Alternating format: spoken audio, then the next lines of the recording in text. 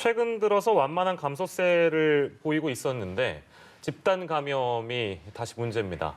신규 확진자 수에 반영이 돼서 500명대 중반까지 치솟은 상황인데요. 오늘 두 분과 관련 내용을 좀 짚어보도록 하겠습니다. 유병욱 순천향대 서울병원 가정의학과 교수, 김수민 시사평론가 모셨습니다. 어서 오십시오.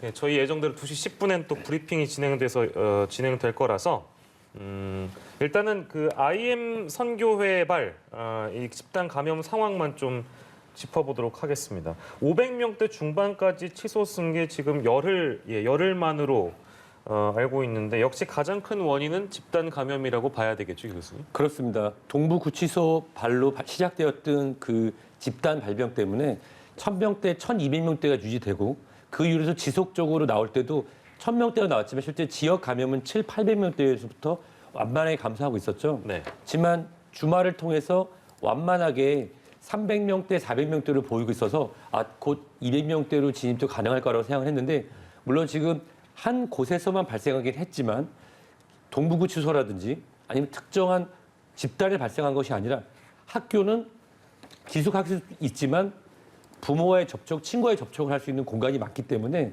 이번은 좀 성격이 다른 형태로 500명대로 올라서 단순히 지나갈 것이 아니라 좀 적극적인 참여로 검사를 통해 연결고리 끊지 않는다고 하면은 이것이 마치 이태원에서 시작됐던 2020년 5월에 그것과 같이 한 군데에서 시작해서 전국적으로 확산될 수 있는 가능성은 좀 높을 것 같습니다. 예. 제가 말씀 중에 제가 착각을 했는데요. 오늘 브리핑은 2시 10분에 진행이 되지 않습니다. 그 양해를 다시 한번 구하도록 할게요. 지금 짚어주셨는데 이게 그 정세균 국무총리도 어제 언급을 했습니다만 제2의 신천지나 제2의 BTJ 열방센터 같은 사태로 번지지 않기 위해서는 아무튼 일제히 다 전수조사를 통해서 비인가 시설들에 대한 대처를 해야 될 텐데 가장 먼저 어떤 것들을 좀 풀어내야 선결 과제로 좀 풀어내야 우리가 그 같은 사태를 미리 좀 예방할 수 있겠습니까? 임명성이나 또는 처벌하지 않겠다라고 하는 그런 약속성에서의 자발적 검사 참여가 중요합니다. 학생들이 있는 집단 같은 경우는 최근에 정은경 청장 등이 연구한 자료 보면은 학교 내 감염 수치가 2%대로 나왔잖아요. 그거는 학교라고 하는 집단이 실질적으로 방역을 가르치고 방역을 생활함으로써 생활 속 박영으로 가는 교육기관의 역할을 했음을 알려주는 것입니다. 그런데 이번에 것은 쭉 같이 확인을 해보면은 방역 지침에 하나도 지켜지지 않은 것이 속속 확인되고 있는데요. 즉 실질적으로 이것이 정세균 총리가 걱정했던 것처럼 지역사회로 확산을 막기 위해서는 우선적으로는 처벌하겠다든지 아니면 어떤 낙인 찍기 통해서 너희들은 나쁜 집단이라 얘기하는 게 아니라 당신들의 건강과 가족의 건강을 위해서 열어서 빨리 검사를 진행할 수 있도록 열어주는 게 중요합니다. 학생들은 대부분 다 증상이 없습니다. 학생들 자체도 저는 걱정되지만 학생들과 접촉한 그 부모와 그 조부모님들께서 제2, 제3의 피해자로 인해서 치명률이 올라갈까 저는 그것이 걱정됩니다. 지난 1년 동안 코로나 상황에서 학교는 일단 학교도 그렇고 교회도 그렇고 다 비대면으로 진행이 됐었는데 어떻게 이곳에서 기숙사식 운영이 가능했는가 이 점에도 의문이 들더라고요. 네, 일단 이쪽이 비인가 교육시설이다, 교육기관이다 하고 있는 것에 좀 초점이 맞춰지는데 뭐 비인가 시설은 있을 수 있습니다. 검정고시를 대비하는 그런 시설도 있을 수 있는 거고 그런 운영을 할 수는 있는 건데 이 기숙 운영이라는 것 자체에 굉장히 안이함이 있었다라고 밖에 볼 수 없을 것 같아요. 이 기숙이라고 했을 때는 24시간 같이 생활을 하는 그런 시설인데다가 이 기숙사 시설을 보면은 한 방에 한 7명 내지는 20명까지도 들어가는 굉장히 밀접, 밀폐, 밀집에 해당하는 그런 운영을 해왔었고 또 샤워라든지 이런 부분도 공동생활을 했던 데다가 식당 같은 경우도 지하에 있고 또 칸막이가 없다거나 이런 조건들이 다 있었던 거거든요. 그러니까 당연히 집단 감염이 일어날 수밖에 없었던 시설이었다라고 볼 수 있고 뭐 이쪽에 어떤 뭐 종교적으로 교리라든지 이런 문제라기보다는 그냥 우리끼리 이렇게 잘 지낼 수 있다라고 하는 좀 태만한 생각에서 방역 수칙을 위반을 하고 또 이후에 처리라든지 이런 것들도 제대로 하지 못했다 이렇게 볼 수 있겠습니다. 그동안은 지난 일주일을 돌아보면 거리두기 단계가 조금 완화되지 않을까 이런 기대감들이 있었는데 이번 주 이 집단 감염도 그렇고 그리고 앞으로 설 연휴가 있기 때문에 거리두기에 영향을 좀 미치는 게 아닐까 하는 지적들이 있더라고요. 네, 이게 특정 집단 감염이기 때문에 조금은 낙관적인 게 그쪽에 동선이라든지 이런 것들을 잘 쫓아서 파악을 하면은 빨리 이제 감염 확산을 막을 수 있다라고 하는 장점은 분명히 있겠습니다. 근데 문제는 이제 이쪽에 관련된 분들이 특정 지역에만 거주를 했고 그쪽에만 머무르는 분들이 아니고 예. 전국에서 왔다 갔다 하기 때문에 전국으로 확산될 수 있다라고 하는 것은 분명히 있는 거고요. 그런 의미에서는 계속 며칠 동안 추이를 지켜볼 필요가 있다라고 예. 하는 것이고 그리고 얼마 전에 사실 카페라든지 뭐 실내 체육 시설이라든지 이쪽에 대해서 사실상의 거리두기 완화가 어느 정도 이루어졌거든요. 이 상황에서 좀 성급하게 완화를 또다시 얘기할 필요는 없을 것으로 보여져요. 그리고 5명 이상 모임 금지 분명히 이번에 효력이 있는 것으로 드러났기 때문에 아직까지는 이제 정부에서 좀 섣불리 풀려고 하지는 않을 것 같다. 어쨌든 그리고 또 설날에 대규모 민족 이동이라고까지 불려지는 그런 이동이 있는 설날이 또 다가오고 있기 때문에 예. 그때까지는 좀 방역의 고삐를 죄지 않을까 그렇게 보여지고 완화가 되더라도 굉장히 일부 뭐 다른 시설과의 형평이라든지 이런 것들을 고려한 일부에 대한 핀셋 완화 정도 가능하지 않을까 그렇게 전망을 해봅니다. 예, 마찬가지 질문 또 유 교수께 드릴 텐데요. 29일쯤에 이제 이 조정 방안이 발표될 예정이라서 이제 현재까지 상황을 좀 감안했을 때 어떤 내용들이 결정돼서 발표에 이를 거라고 예상하십니까? 우선 부산에서의 사회적 거리두기 완화권을 먼저 고민할 수 있는데요. 예. 각 지역별로 지자체에 어느 정도 자율권을 준다고 하면은 사회적 거리두기에 대한 완화 부분은 진행이 가능할 거로 생각이 됩니다. 네네. 단 서울 수도권 같은 경우는 이번에 나오는 100여 명의 그 집단 발병 숫자와 제외하고도 숫자의 차이가 크게 나타나진 않았습니다. 그 이유가 주말 사이에 날씨가 좀 좋아졌죠. 예. 이동량도 많고 그리고 검사하시는 분들 많이 늘어나면서 어느 정도 지금 일반적인 400명에서 500명대를 제가 계속 2주 정도 나올 걸 유치 거의 벗어나지 않고 나오고 있습니다. 근데 거기에 이 사회적 거리두기 5인 집합 금지에 대한 완화를 제외하고도 사회적 거리두기 완화에 대한 메시지를 서울 수도권에 준다고 하면은 예, 예. 그것은 아마 설을 앞두고 나서 우리 숫자 노름 5명, 6명, 7명 쪼개기 이런 거에 대해서 고민 없이 그냥 편하게 만날 수도 있을 겁니다. 그렇기 때문에 실질적으로 사회적 거리두기가 지자체에서 부분 완화가 진행될 수 있을 거로 판단이 되지만 예. 이 5인 이상 집합 금지에 대한 부분은 전국적으로 예. 예외 없이 지속돼야 될 거로 생각됩니다. 예, 예. 메시지 관리 차원에서도 자칫 그 오해하시는 분들이 덜어 있어서 이게 혹시나 또 더 많은 감염으로 확산되지 않게끔 그런 부분들 아마 고심해서 당국도 발표할 것으로 예상이 됩니다. 지금 전수 검사를 진행 중입니다.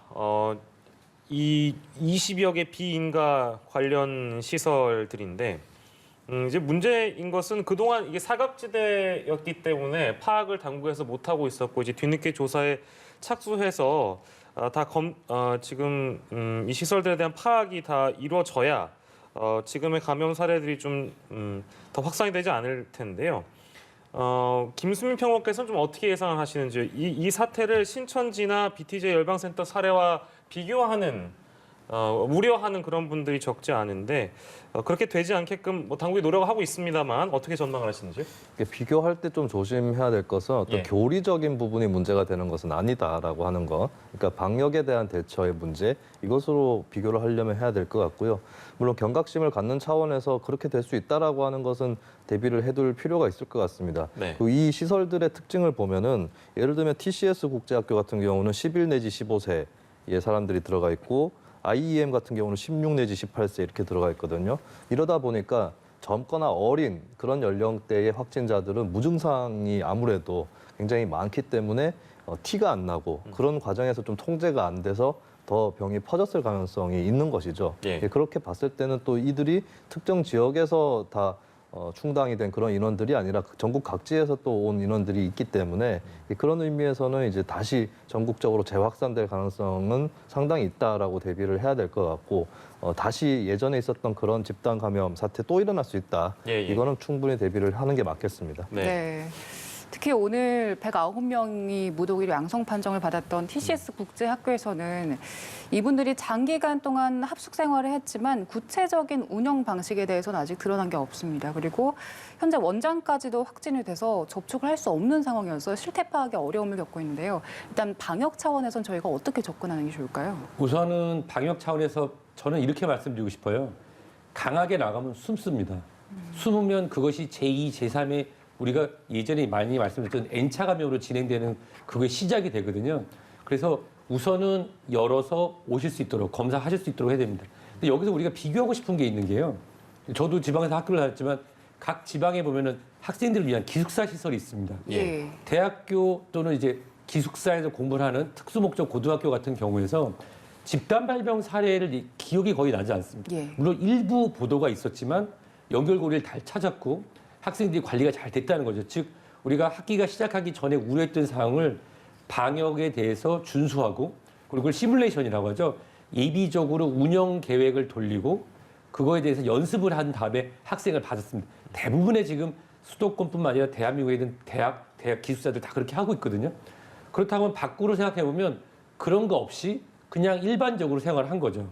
그럼 같은 방에서 생활하는 인원들도 각 방에 있을 때 잘 때는 마스크를 쓸 수 없지만 모여 있을 때 마스크를 쓴다든지 공부 또 이게 종교 집단이니까 기도나 종교 행사 할 때도 우리가 종교 행사를 하는 것에 대해서도 우리가 얘기를 하잖아요. 무조건 안 된다는 것이 아니라 밀집도를 피하고 그리고 가능하면 노래나 또는 비말이 발생하는 환경을 피하고 마스크를 쓴 상태로 진행을 한다고 했으면 우리가 몇 달 전에 다단계 업체 중에 지하에서 진행을 했고 예. 음식도 나눠 먹었지만 마스크를 끝까지 착용하고 계셨던 그 한 분은 음식도 그분만 감염이 안 됐거든요. 예. 즉 여기 지금 무더기로 양성 판정을 받았다는 거는 앞으로 현재 음성이지만 시간이 지나서 양성으로 나올 가능성이 높은 분들도 많습니다. 예. 예. 그리고 그렇기 때문에 그게 중요하고요.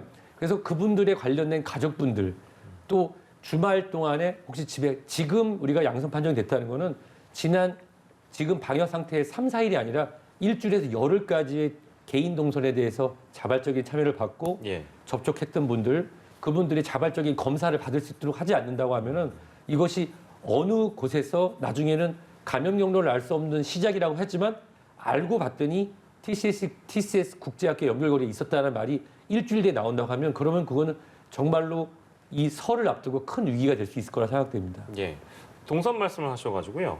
그 강원도 홍천에서 확진 판정 받은 그 사례 중에 이 수련생들 지난 4일 이전 동선을 지금 당국이 주목하고 있는데, 그러니까 이달 초부터 진행됐을 가능성을 염두를 해두고 보면 이게 혹시 뭐 BTJ 열방센터 연결됐을 가능성도 제기가 되고 있고, 뭐 이런 가능성에 대해서 어떻게 좀 보시는지? 사실 저는 어떤 특정한 집단에 연결됐다고 보지는 않고요. 지금 대한민국은 이 감염 경로를 알 수 없는 것이 25%에서 20%로 내려왔지만 지역 사회에 이런 표현이 좀 부적절하지만 죄송합니다만 보편적으로 바이러스가 지금 퍼져 있다고 봅니다. 보편적이라는 표현은 이제 좋은 표현을 써야 되는데 제가 왜 보편적이라는 단어를 사용했냐면 학생들 같은 경우, 젊은 분들 같은 경우는 가벼운 감기라고조차 생각하지 않았는데 그냥 거기 있었으니까 검사하세요라고 했는데 예. 양성이 나오는 거예요. 그럼 이런 분들은 자기가 어디서 감염됐는지 모르거든요. 즉 또래 집단, 교육 집단, 종교 집단, 사람이 모이면 그리고 마스크 착용이라든지 사회적 거리두기, 손 씻기 등의 개인 방역을 지키지 않은 상태라고 하면 예. 어디서도 감염이 될 수 있는 거죠. 그래서 저는 어떤 특정한 종교 집단이나 비인가 시설의 연결고리를 찾아서 그쪽을 단죄하기보다는 지금 대한민국은 특히 지금 1월에서 2월로 넘어가고 내일부터 다시 추워질 텐데 바이러스가 활동하기 쉽고 추워지면 안으로 다시 모입니다. 즉 바이러스가 퍼졌다가 다시 안에서 모일 수 있는 그런 최적의 조건이 이번 주말이 되거든요. 예, 예. 그렇기 때문에 당신께서 이번에 집단 발병하고 관련되는 당사자 또는 접촉 의심자 그런 분들은 최근에 동선만 겹쳤다고 해도 임시 선별진료소 검사를 하셨잖아요. 그래서 네네네. 무조건 단죄하거나 몰아붙이는 것이 아니라 열어서 검사하러 오시라고 말씀드리고 싶습니다. 네. 네. 이런 점도 문제가 되지만 지금 집합금지 명령을 어긴 부분도 상당히 문제가 되고 있습니다. 지금 경찰에서 이 부분도 조사를 하고 있는데 여기 단체를 보니까 일단 칸막이도 없고 샤워실도 공동으로 이용을 하는 그 우리가 이야기하는 산밀 환경의 전형적인 그 표본이더라고요. 일부는 마스크도 제대로 쓰지 않았다고 하던데요. 네, 우리가 가끔씩 집에서도 마스크를 쓰고 생활할 필요가 있을까요? 라는 주제로 여기서도 좀 예. 얘기를 하곤 했었던 것 같은데 사실 여기가 집인 것이죠, 이것이. 예. 그러니까 이 집에 굉장히 많은 사람들이 살고 있다. 아까도 말씀드렸지만은 뭐 한 방에 20명까지도 들어가는 기숙사였던 것이고 식사, 샤워 여러 가지 공동 생활을 같이 하고 있는 그런 시설이었던 건데 이대로 열었다는 것 자체가 이렇게 종교적인 걸 떠나서 이제 방역 지침 위반이다. 당연히 수사를 받을 만하고 처벌이 검토될 만한 그런 상황이 있었다라고 볼 수밖에 없을 것 같습니다. 예. 그리고 여기에 이제 비인가 교육시설이라는 게 문제가 되고 있는데 저는 이제 그 비인가 부분보다도 어쨌든 간에 초동 대처의 문제였다라고 예. 좀 요약을 하고 싶어요. 처음에 이게 여기가 그렇게 폐쇄적인 시설이다라고 볼 수는 없는 게 학부모님들이 문제를 또 제기를 하고 있거든요. 그렇게 봤을 때는 이제 방역 관리에 소홀했다라고 일단 봐야 될 것 같고 예. 일례로 들면은 처음에 어떤 학생이 뭐 39도 이상의 고열이 나고 있는데 원장이 그냥 땀을 닦아주고 뭐 감기라고 생각했다. 이렇게 해서 그냥 넘어간 부분들 이런 예, 것들은 이제 사실 현재 코로나19의 국면이기도 하고 또 무증상 감염자도 상당히 많은 그런 상황에서 굉장히 대충 넘어갔다라고 볼 수 있는 것이기 때문에 여기에 대해서 그냥 구체적인 행위에 대해서 처벌하는 것이다라고 생각을 하시면 될 것 같습니다. 네, 초동 대처가 문제라고 말씀을 해주셨는데 이 기관이 일단 비인가였기 때문에 교육청에서도 그리고 시 측에서도 제대로 점검이 안 됐고 그렇기 때문에 이 구성원들이 어느 정도 좀 방역 수칙을 지키는데 느슨해진 게 아닌가 이런 생각도 듭니다. 앞으로 이런 비인가 시설에 대해서 책임이나 관리 주체가 따로 정해져야 될 것 같은데 여기에 대해서는 어떻게 보세요? 네, 그 비인가 자체가 문제라기보다는 예. 비인가가 겪고 있는 그 구조랄까요? 이런 것들에 허점이 있었다라고 볼 수 있겠죠. 그러니까 예를 들면 대한교육시설 같은 경우는 거기 관련된 협회라든지 기관들이 또 있습니다. 대한교육연대라는 곳도 있고 한국대한교육기관협의회 이런 기관들이 있는데 아무래도 이런 협회라든지 이런 데에 속하에 있다 보면은 어떤 당국의 방침이라든지 이런 것들도 이쪽을 통해서 빠르게 전달이 되고 관철이 될 수 있는 거겠죠. 근데 비인가 교육시설들은 다 별개로 흩어져 있는 그런 부분들이기 때문에 관리 감독이 쉽지 않다라고 하는 것은 분명히 현실이었던 것이고 이 부분에 대해서 좀 법적인 허점이 있었다라고도 보여집니다. 그래서 이런 비인가 교육시설에 대한 관리 감독 방침이라든지 이런 것들까지 포함한 새로운 법령이라든가 이런 것들을 좀 시급하게 만들 필요가 있다. 그게 만약에 시행령으로 가능하다고 한다면 국회에서 통과를 해야 될 필요는 없기 때문에 예. 빠르게 행정당국에서 검토를 해서 그런 법령으로 좀 사각지대를 메워줄 필요가 있겠습니다. 예, 1년 넘게 아무튼 코로나 상황을 겪고 있습니다만 우리 사회 곳곳에 있는 어떤 사각지대라든지 구멍들을 만나는 것 같아 씁쓸하기도 하고요. 이렇게 또 드러났으니까 철저하게 이런 일이 드러나지 않도록 또 대비를 해야 되겠습니다. 셀트리온의 코로나19 항체 치료제 얘기 저희가 해볼 텐데요. 이름이 레키로나주입니다. 식약처에서 두 번째 전문가 자문 절차를 밟고 오늘 이제 결과를 공개를 하게 되는데요. 현재까지 드러난 내용만 이제 토대로 말씀을 여쭙고 싶은데 실제 효능이나 효과가 어떻다고 좀 알려지고 있습니까, 교수님? 우선 임상적으로 사용하는 데 있어서 1상, 2상, 3상 이제 네네네. 우리 시청자 여러분도 이런 말씀 많이 들어보셨을 텐데 2상까지 왔다는 것 자체는 이것이 환자에게 물을 주사했을 때보다 네, 효과가 있다는 겁니다. 그죠? 물을 주사했을 때는 효과가 없겠죠. 그렇겠죠. 그렇죠. 그렇다고 하면은 다른 기능성 여러 가지 물질들에 비해서 환자의 치료에 도움이 된다고 인정을 받은 겁니다. 예, 예, 거기까지는 이제 인정이 된 거죠. 네네. 그랬을 때 보통 어떤 분들은 이런 말씀을 하세요. 중환자실에서 회복하는 시간을 3.43일 당기게 그게 약이냐? 예. 이런 표현을 쓰시는 분인데 네네. 이건 생각보다 굉장히 큰 데이터 값입니다. 이것이 전부 다 옳은 데이터 값이라고 하면은 예, 중환자실에서 3.5일 정도 일찍 나온다는 거는 우리의 그런 생징후가 빨리 회복이 돼서 생징후를 유지하기 위한 인공 삽관을 통한 호흡 시설이라든지 호흡을 조정을 하거나 또는 이 생체의 순환을 조절하기 위해서 강제 순환하는 기계 없이도 자발 호흡이 가능한 상태가 됐다는 거니까 예, 중증 환자에 있어서는 굉장히 큰 소식이죠. 예. 그렇지만 여기서 우리가 주목할 부분이 뭐냐면 예, 이 3상 실험을 시행하는 것을 전제로 예, 품목 허가를 권고한다. 말이 굉장히 어렵죠. 네네. 이 얘기는 뭐냐면 이상을 작은 숫자로 빠르게 진행을 했고요. 이건 아주 굉장히 특이하게 허가를 받은 거였거든요. 예, 예. 그랬을 때 효과도 나타났고 치명적인 부작용이 없으니 그렇다고 하면 더 많은 사람에게 많은 기관에서 비슷한 조건을 했을 때 이상에서 나온 것만큼 또는 그 이상의 효과와 부작용이 적다라고 하면은 예. 시판을 허가하겠다고 하는 그런 전제 조건이 있는 겁니다. 예, 예, 예. 따라서 실질적으로 대한민국에서 제약회사에서 코로나19에 대응해서 예. 항체제를 다른 국가와 거의 동등하게 빠르게 진행하는 것에 대해서는 예, 저도 굉장히 환영하고 큰 발전이라 봅니다. 예. 다만 이것이 마치 타미플루 2009년에 이렇게 탁 먹어서 예. 쉽게 해결되는 것이 아니라 주사 맞는 시간이라든지 예. 특수한 조건에 맞는 환자에게 사용된다고 하는 그런 세세한 부분을 생각해 본다면 예. 아직도 안정성뿐만 아니라 효과성까지 좀 더 지켜봐야 될 부분이 많습니다. 그 항체 치료제가요. 뭐 우리나라에서는 그 셀트리온이 가장 대표적으로 지금 알려지고 제조사로서 알려지고 있는 회사인 것인데 해외 사례들이나 해외에서 개발되고 있는 항체 치료제 뭐 모르겠습니다. 그러니까 성격이 좀 다를 수는 있겠죠. 근데 해외에서 개발되고 있는 항체 치료제나 이런 것들이랑 비교해 보면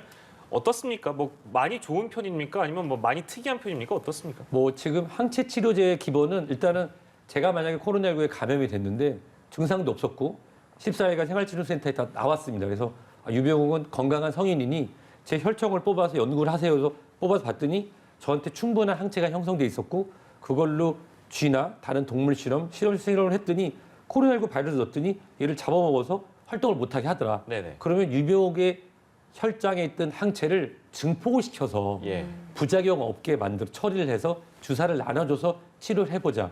이거는 100년도 넘은 그런 방법입니다. 아 그렇습니까? 그렇기 때문에 이런 기술적인 측면은 다들 가지고 있죠. 그리고 이제 전 미국 대통령 트럼프 대통령 같은 경우도 네네네. 모사에 그 주사를 맞고 막 좋다고 했는데 예. 그거는 치료한 담당 주치의가 얘기하지 환자가 평가할 건 아니거든요. 사실은. 예. 무슨 얘기냐면 실제로 현재 진행되는 항체 치료제에 대한 효과는 이미 우리나라에서도 몇 군데 진행됐었고 중단된 바도 있고 다 각각 나라에 진행이 되는데 예. 개발 속도가 떨어지진 않는다고 말씀드릴 수 있고요.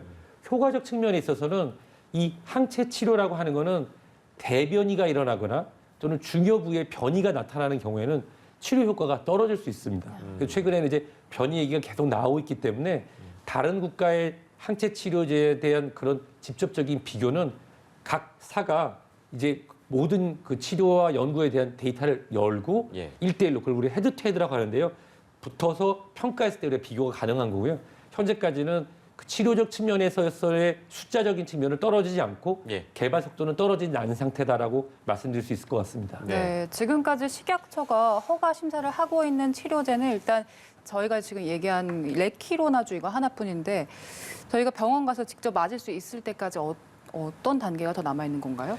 이 부분을 아까 그래서 3상을 진행해서 2상에서 발표한 내용만큼 효과가 있거나 더 있거나 부작용이 없다고 하면 그때부터 시판허가가 됩니다. 예. 지금 그렇다고 하면 지금 이 주사제를 대한민국 국민 환자분이 안 맞는 거냐? 맞은 분들이 계시고 예. 앞으로도 이제 주치 선생님이 환자분에게 설명을 드려서 동의를 한다고 하면 임상 참여에 동의한 사람에 대해서 진행이 되겠죠. 근데 이 주사라고 하는 게 우리가 열날 때 가서 엉덩이 주사 꽉 맞아서 열이 떨어지거나 예. 어떤 감염이 돼서 항생제 주사를 맞아서 가라앉는 그런 개념이 현재는 아니고 중증으로 빠질 수 있는 환자에게 대해서 주치가 판단해서 특정한 점수를 계산하거든요. 예. 그런 분들에게 제한적으로 진행되는 거고 그것이 3상을 통해서 많은 인원이 확정이 되면 시판허가가 된 다음부터는 예. 우리가 좀 더 손쉽게 만날 수 있을 것 같은데요. 그 부분은 시간이 필요합니다. 예, 시간이 좀 더 걸리는 문제이긴 한데 오늘 저희가 셀트리온의 레키로나주 얘기를 길게 한 이유는 그 전문가 자문 절차에 대해서 그 결과를 오늘 공개한다고 합니다. 관련 내용 잡히는 대로 전달해드릴 수 있다면 전달해드리도록 하고요. 오늘 코로나19 소식은 두 분과 함께했는데요. 김수민 평론가는 이어서 더 함께해 주실 거고요. 유병욱 순천향대 서울병원 가정의학과 교수는 여기서 인사드리도록 하겠습니다. 고맙습니다.